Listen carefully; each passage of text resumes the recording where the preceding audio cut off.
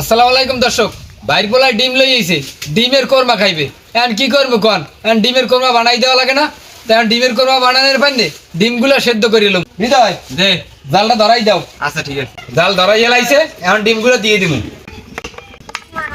একটু লবণ দিয়ে দিলাম, ডিমের ছোলাটা সহজেই উঠতে যাইবে। ডিম সেদ্ধ হয়ে গেছে, এখন উড়েই গেলাম। হৃদয় দে। তুমি ওই ডিমটা ছিললে লাও, আমি পেঁয়াজের বেরেস্তাটা বানাই এলাই। আচ্ছা ঠিক আছে। ডিমগুলো একটু লবণ দিয়ে ভাজছিলাম। ভাজা হয়ে গেছে। দারচিনি, এলাচ, গোলমরিচ, পেঁয়াজ বাটা, আদা রসুন বাটা, বাদাম, কিশমিশ, কাঁচামরিচ বাটা কষাইনে শেষ। এখন ডিমগুলো দিয়ে দিমু।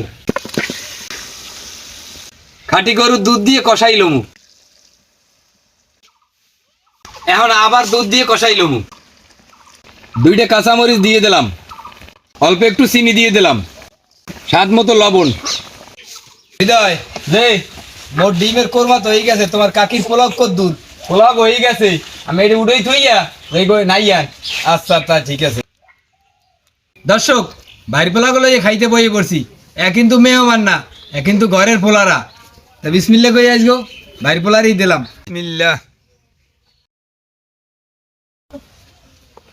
কাকু দে। কি রে আনছেন? কোরমা রানছেন না মধুর রানছেন? ভালো হয়েছে। জম্মের মজা হয়েছে, জম। সুন্দর মন দিয়ে রানলে ঠিকই মজা লাগে।